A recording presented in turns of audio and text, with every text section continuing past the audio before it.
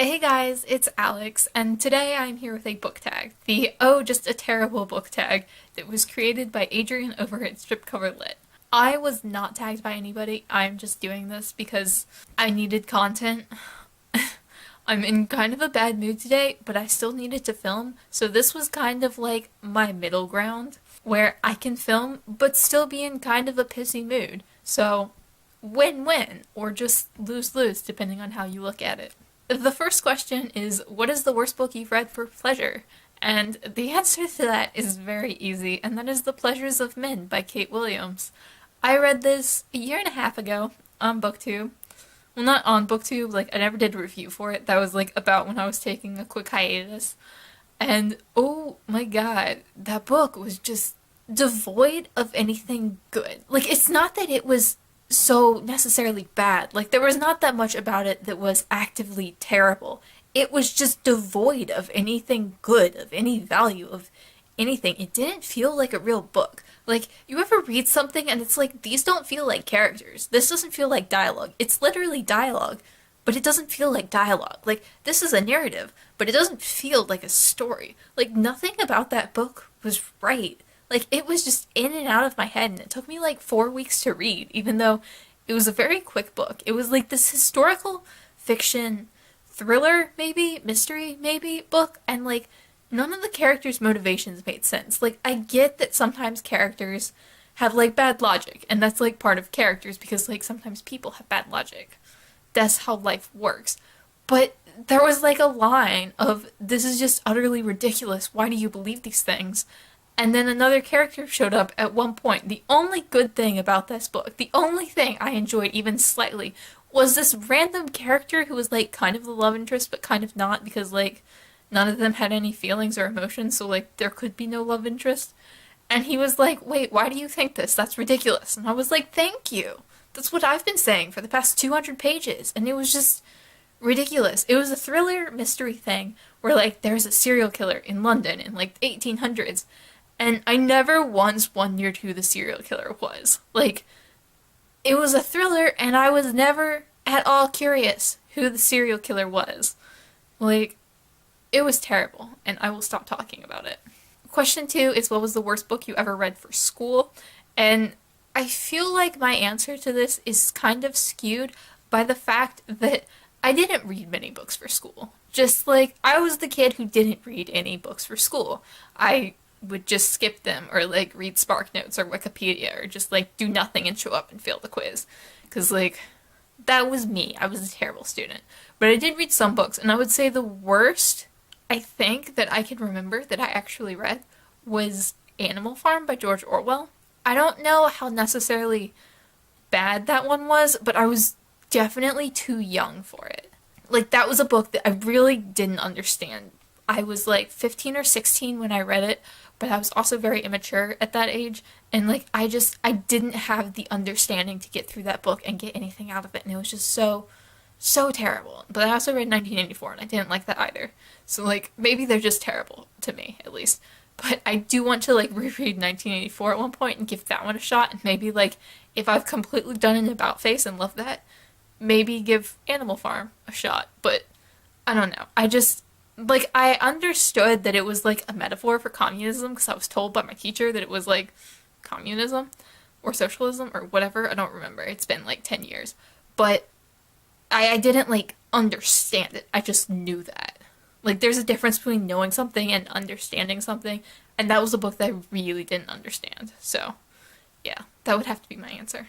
Question 3 is the worst writer ever, and this is a hard one, because I feel for me to call someone the worst writer ever, I would have had to have read multiple of their books or of their works, and I don't really feel I'd do that. If someone is really that terrible, I wouldn't read another of their books, but I also feel I couldn't put them on the worst writer list because of that.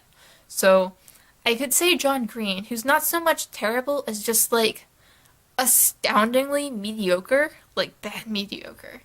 So maybe him, because I've read a bunch of his books. Maybe George Orwell, just because I read Animal Farm and 1984 and hated them both. But we'll take a break on that one, because I do plan on rereading 1984 later this year.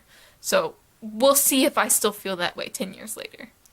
There was one more. Maybe Ellen Hopkins, just because of how much she pissed me off. And, like, I really liked her when I was a kid, and then I grew up and was like, this is actively terrible and harmful to the world. Stop writing this. And I don't know. I think, like, those would be, like, the three closest, because I wouldn't want to put someone like Kate Williams in here. Just because, like, I've only read that one thing, and I feel like it's bad to judge someone off of a singular work. So, yeah, those would be my answers, kind of. Question 4 is worst book-to-movie adaptation, and not a book, but a play. I hate the Baz Luhrmann Romeo and Juliet, and I know that everyone is split on that. Like, people either really love it or really hate it, and my boyfriend loves it. He thinks it's fantastic. He thinks it's clever and, like, hilarious and just, like, gorgeous cinematography, and, like, the images are wonderful, and I can't stand it. Like, that movie makes me cringe so hard on the inside. Like, I enjoy the Romeo and Juliet play. I think it's a wonderful play. And I've seen it performed live, and I've seen it done really well. But, like, oh my god, that Baz Luhrmann adaptation of it makes my skin crawl. Like, I hate it. I hate it so much. It's just the worst thing. Like, they had guns, and the brand name of gun was sword, so they didn't have to change the dialogue. That will never not piss me off. Question 5 is, what is your least favorite type of booktube video to film? And the irony of this is kind of painful, but it would have to be a tag. I kind of hate filming tags, and I know this is a tag, and I'm cringing, but, like, I don't like asking myself questions and then answering them. It feels like some, like, weird, pathetic, kind of lonely interview, and I really don't like it. It makes me uncomfortable. Like, just the format of it makes me really uncomfortable. Like, even if the content is good, or the content is something that, like, I'm saying things I want to say, that I want to share, it's just, like, asking myself questions only to answer them myself. It's just, like, it makes me cringe, and it makes me super uncomfortable, and it's one of the main reasons I don't do a lot of tags. Question 6 is, what is your least favorite type of booktube video to watch? And I would say unboxings. They're pretty much the only booktube video I won't ever watch anymore. Like, I automatically skip any and all unboxings regardless of who's filming them. Like, even if it's someone I really love, I'll be like, take a pass on the unboxing. I have no interest in unboxings. I never really have, but I used to watch them out of obligation, and then I kind of quit doing that because I was like, I don't have the time, and I don't have any interest at all. And maybe it's because I've never gotten a subscription box or anything like that. But yeah, no interest. Question 7 is worst book cover ever, and now I'm realizing that I meant to plan this video in some way.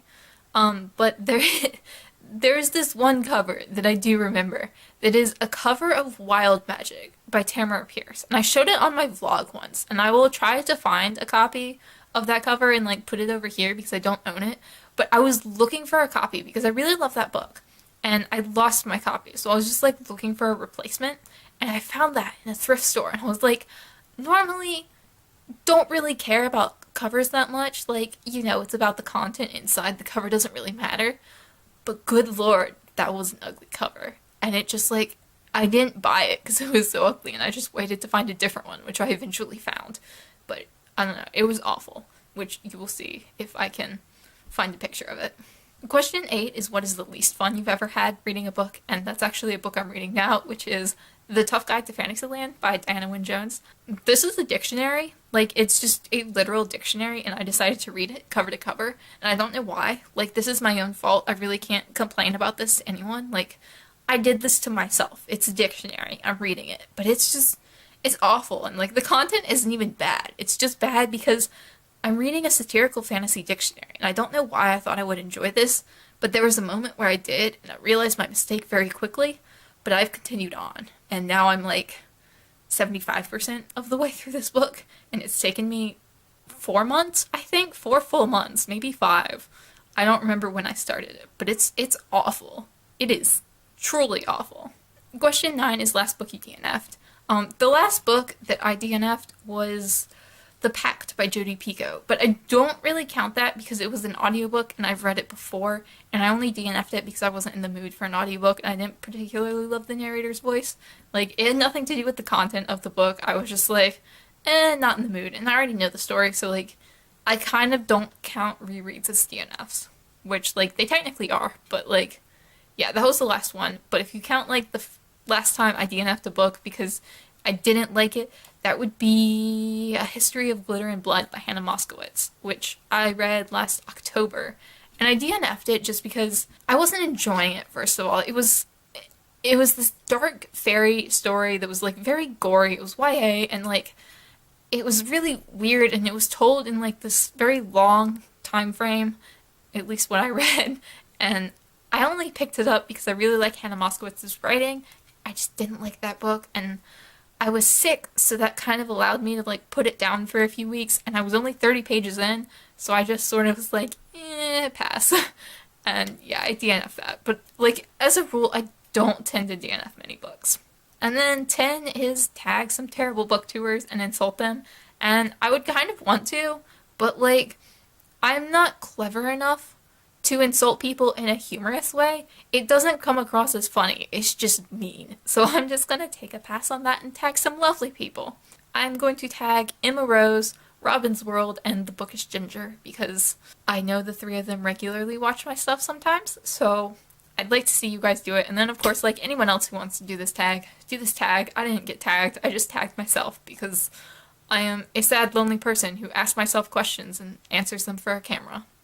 As always, thanks so much for watching, and I will see y'all again soon.